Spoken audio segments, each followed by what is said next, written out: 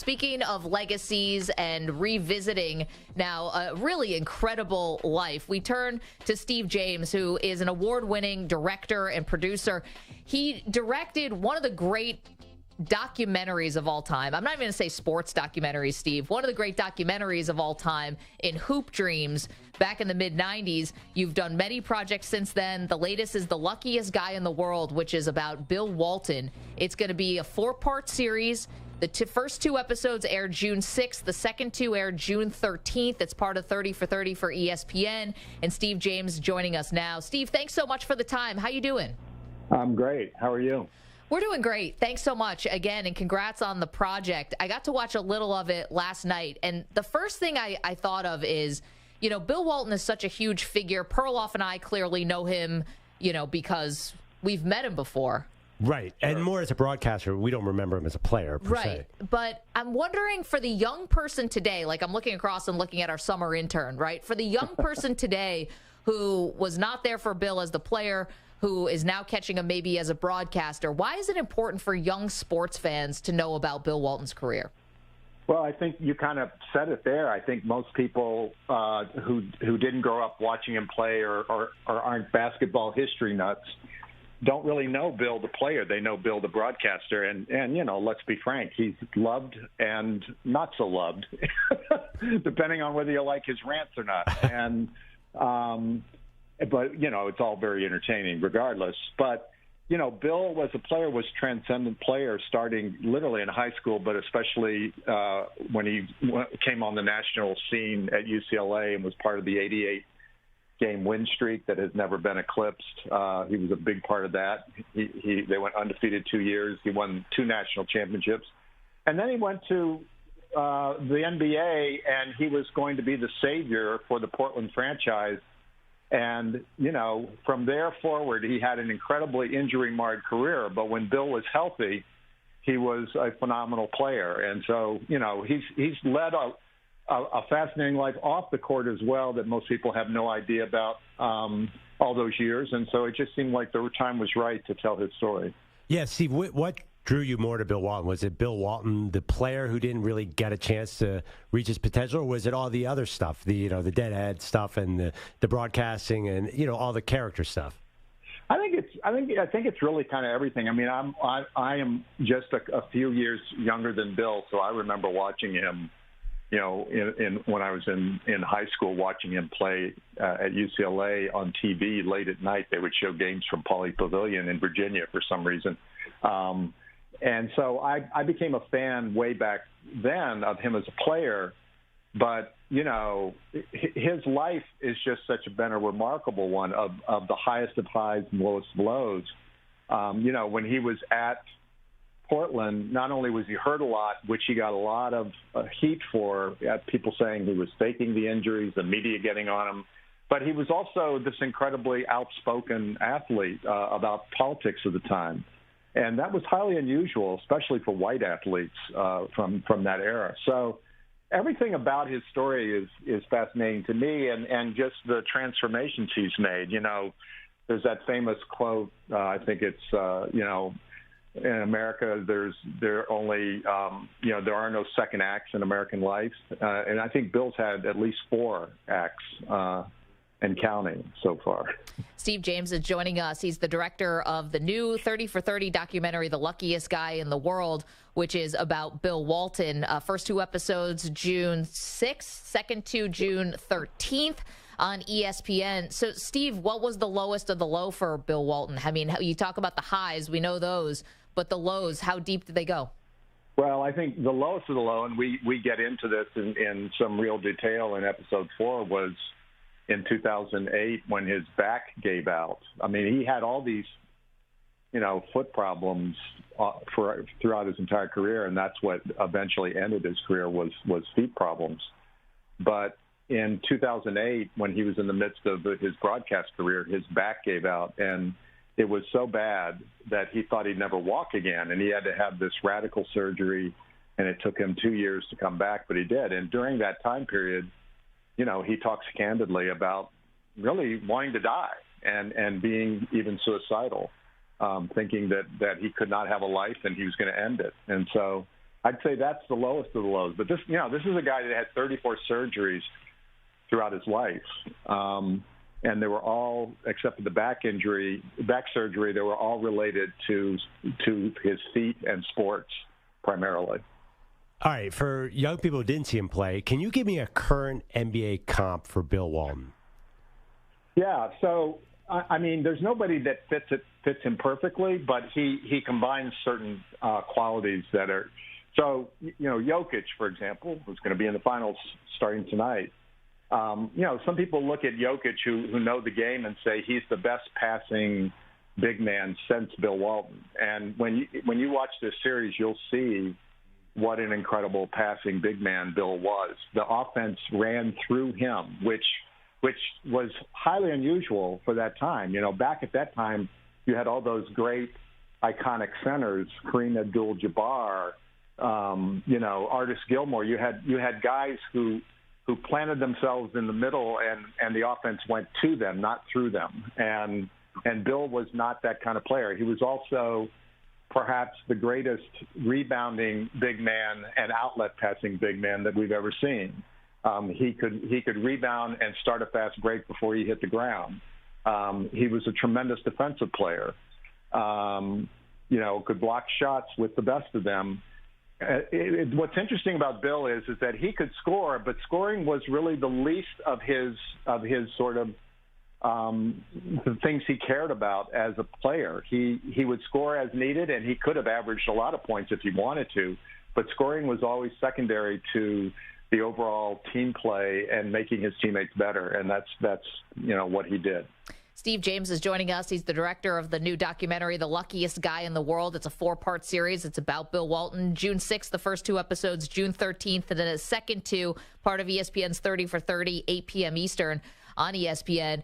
Steve, a filmmaking question, if you don't mind. Hoop Dreams, as I said, one of the great documentaries and sports documentaries of all time. Like, how is it different when you're profiling someone who's world famous like Bill Walton is, who we all know, versus people you're introducing to the world like you did in Hoop Dreams, which followed 2 young high school players in Chicago trying to make it to the NBA? Yeah, no, that's a great question.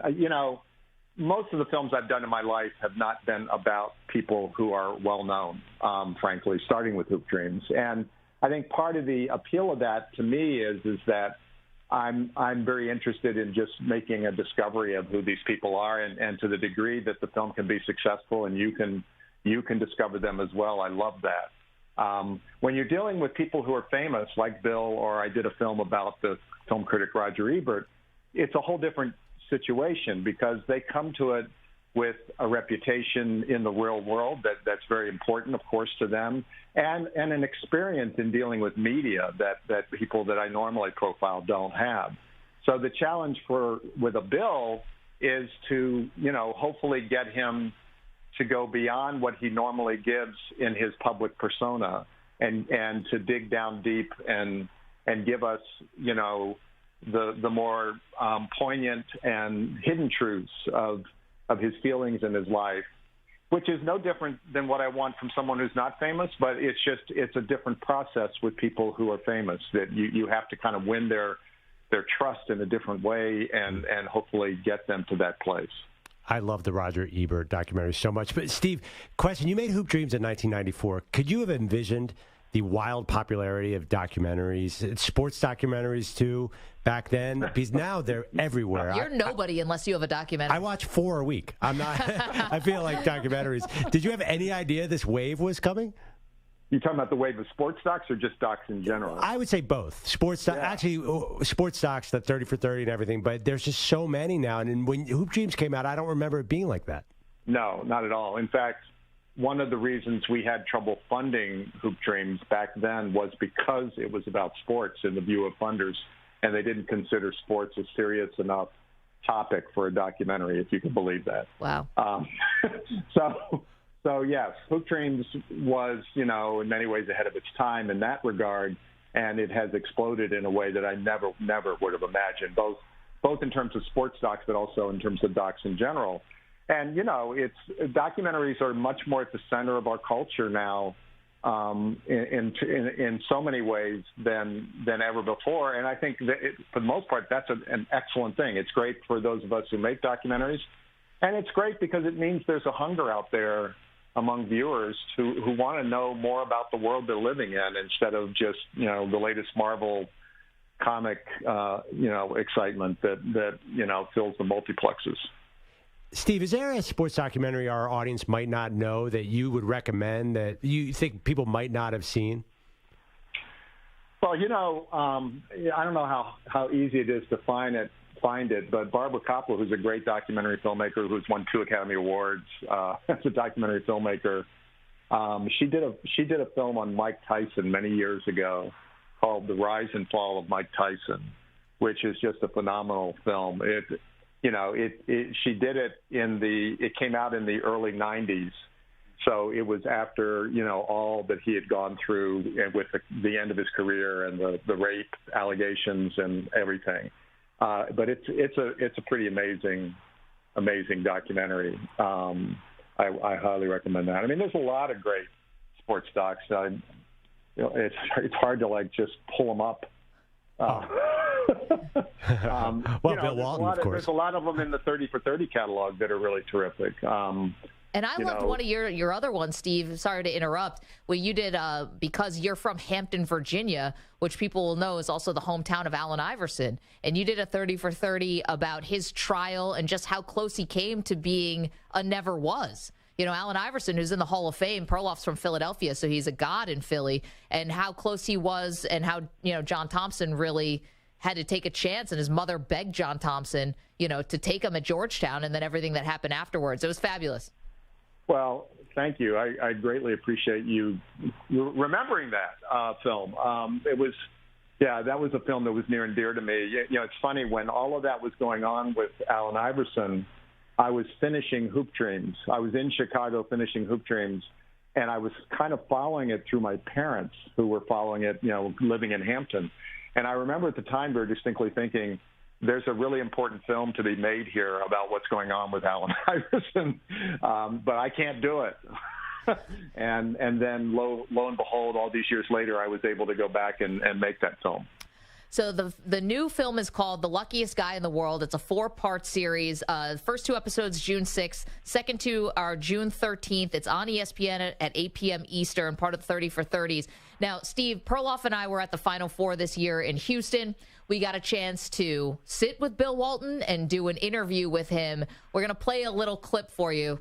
Let's go. The foundational background that has given me the life that I have, and now to be on your show. Wow. I'm the luckiest guy in the world. Maggie and Andrew, CBS Sports Radio. Yeah, where dreams become reality, where we come to grow, and where the deal goes down. Thank you, Greg Gumbel. Thank you, Bill Paley. Thank you, Edward R. Murrow. Yeah. I mean, he doesn't put Edward R. Murrow in the same sentence with everybody, right? I mean, we were special that day, right? You were special. He never tells anybody that. Yeah. No, I mean, the reason we titled this film "The Luckiest Guy in the World," and when you see the series, you'll see that we keep coming back to it because he keeps coming back to it. And at one point, I say, in the midst of talking to him about all the injuries and all that he's been through, I say, "So you haven't been the luckiest guy in the world?" And he said, "No, I have been." And I think that the title has multiple levels of meaning in this film. It is his mantra. It is the thing he says all the time. But it's also a statement of belief of him for a guy who has clearly not been the luckiest guy in the world. It's how he's gotten through it all. So that's why we named it that. Steve, congrats on the project. Fantastic. I saw the first episode. I loved it. Can't wait to watch the next 3. Again, June 6th, June 13th. 2 and 2, the episodes, 8 p.m. Eastern on ESPN. Thanks, Steve. Thanks for having me. Great talking to you guys. Appreciate you. Yeah, I mean, listen, putting Maggie, Perloff, Greg Gumbel, and Edward R. Murrow into the same sentence. Paley. Yeah. That's the Titans. Did he say Paley, too? Yeah. Oh, I didn't even catch that one. The Titans of media. I mean, no Walter Cronkite. Hello. Oh, come on.